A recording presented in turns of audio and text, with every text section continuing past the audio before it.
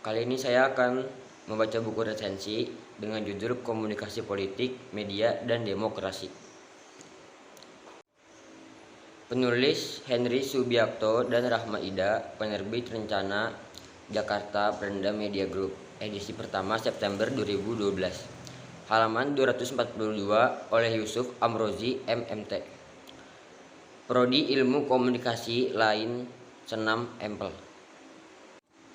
Kehadiran buku Komunikasi Politik, Media, dan Demokrasi memberi ruang diskursus alternatif pada kajian komunikasi politik, pemanfaatan media serta kaitannya dalam praktik demokrasi khususnya di Indonesia.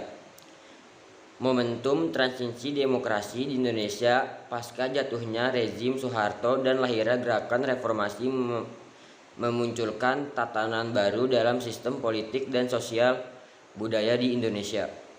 Dalam kaitan dengan itu, sistem dan praktik demokrasi berubah seiring dengan perubahan sistem politik nasional, anasir global termasuk fenomena teknologi informasi dan komunikasi mutakhir melengkapi instrumen yang diantaranya adalah media komunikasi dalam wajah sistem demokrasi di Indonesia.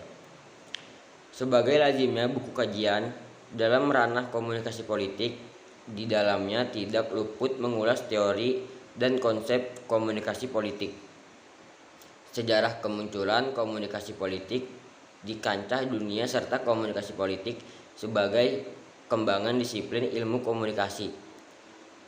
Dalam ranah ilmu pengetahuan, buku ini juga membahas teknik atau praktik komunikasi politik beserta isu yang berkaitan dengan media dan politik.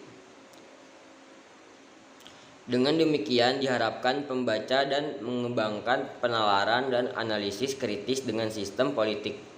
Buku ini juga hendak menawarkan kepada pembaca tentang isu dan fenomena komunikasi politik yang secara intens muncul menghiasi media cetak, elektronik maupun media online dewasa ini.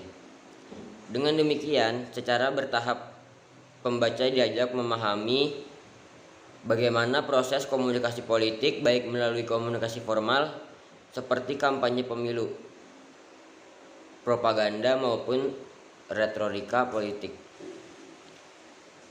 Setidaknya ada 16 bab dalam buku karya Henry Subiakto dan Rahma Ida ini yang dimulai dengan pembahasan tentang komunikasi politik sebagai bidang studi baru. Dilanjutkan mengenai komunikator politik dan kepemimpinan politik serta pesan dalam komunikasi politik. Buku ini juga membahas bagaimana sosialisasi politik dan partisipasi politik, kualitas informasi dan kaitannya dengan demokrasi. Pada bab 6 sampai bab 11 lebih banyak mengulas tentang pers, kebebasan pers bagi demokrasi dan kekuasaan media. Tidak lupa buku ini mengulas komunikasi politik dan pentingnya kesetaraan gender media. Tidak lupa buku ini mengulas komunikasi politik dan pentingnya kesetaraan gender bagi perempuan, etika media massa, jurnalisme, perang, wal akhir buku ini ditutup. Terima kasih. Sekian dari saya. Assalamualaikum warahmatullahi wabarakatuh.